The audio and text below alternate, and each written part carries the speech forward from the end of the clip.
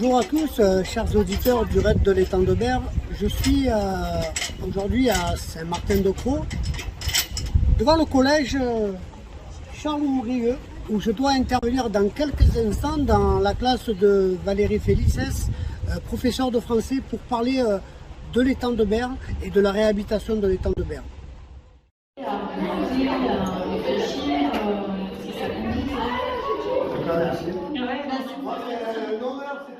Bonjour, donc je suis Valérie Félices, professeure de français au collège Charles Ouvrieux depuis déjà 19 ans.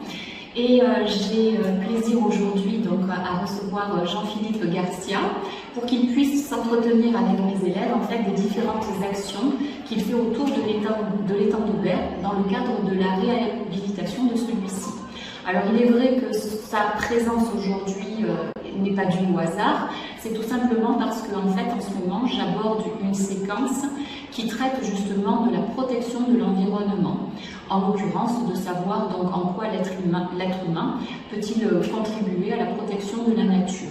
Et du coup, son intervention arrive à point nommé, puisqu'en fait, j'ai décidé donc de travailler sur cette nouvelle de Giono, L'homme qui plantait des arbres, parce que à travers l'étude de cette œuvre, je voudrais montrer aux élèves que quand on fait une action, c'est-à-dire une action vertueuse, qui est vraiment là pour donner du sens et être porteuse de sens pour l'humanité, eh bien c'est déjà le premier pas en fait pour semer des graines, pour amener les élèves en fait à réfléchir par eux-mêmes à leur responsabilisation quant à la protection de l'environnement et aussi quelque chose qui me tient à cœur en fait cette notion de vivre ensemble dans le respect de soi-même et des autres.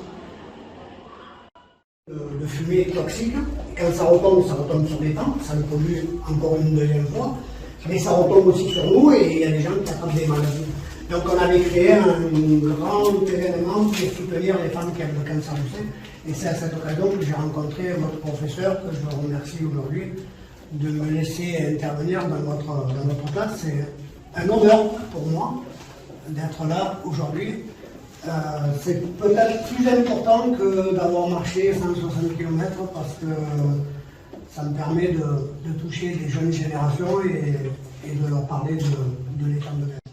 Tout ce qui se passe autour de l'étang, parce qu'autour de l'étang, il y a des sites pétrochimiques tout autour de l'étang qui renvoient des fumées toxiques, et puis il y a des gens qui meurent à cause de ces fumées toxiques qui sont rejetées par les sites pétrochimiques.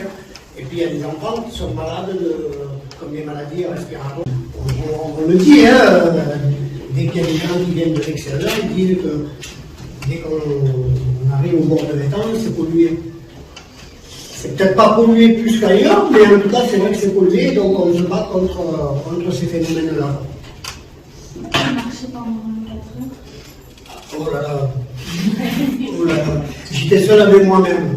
C'est difficile parce que il a fallu gérer plein de choses en 24 heures, parce que j'étais suivi, j'avais une voiture assistante, mais quand tu marches 24 heures,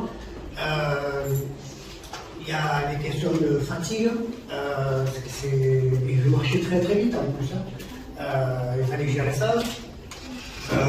Il a fallu gérer aussi le sommeil. Il ne fallait pas que j'ai envie de dormir. Voilà, parce que ça c'est terrible quand on a envie de dormir.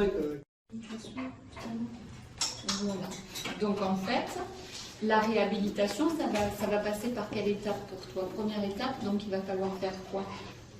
Arrêter Oui. Et pour pouvoir arrêter la pollution, qu'est-ce qu'on peut faire d'après vous? Pour arrêter ou pour peut-être? Quelqu'un qui aime beaucoup parler, parce que quand je m'adresse à mes interlocuteurs, c'est-à-dire les maires, les députés, je suis obligé d'utiliser la langue française pour m'adresser à eux. Donc ma détermination, c'est mon moteur, c'est vous. C'est ça. J'ai créé le raid de l'étang de Berre le 29 août 2019. À chaque événement, il y a toujours des personnes nouvelles. Toujours. Et à chaque fois, j'ai des personnes qui me sollicitent pour me dire je voudrais être la marraine de votre événement, je voudrais être la marraine de votre association. Alors, voilà, donc c'est ça. Moi, ma détermination, c'est ça. C'est de dire qu'à un moment donné, ben, il faut une courroie de transmission. C'est vous, c'est l'essence. Mais il faut quelqu'un qui soit au volant. Donc, quand on est dans un bus, il y a 50 personnes dans le bus, mais il n'y a qu'un chauffeur. Donc voilà, je veux bien endosser le costume de chauffeur, d'être le meneur, le fédérateur, mais j'ai besoin aussi de cette volonté, de cette générosité, parce que c'est ça, en fait, qui est important. Et aujourd'hui, de me permettre de rentrer dans notre classe, vous imaginez le nombre de... Ça veut dire sensibiliser, et comment, à travers le RAID, il parvient à sensibiliser. Alors, est-ce que tu peux nous dire comment Alors, nous, on a décidé de créer cette association.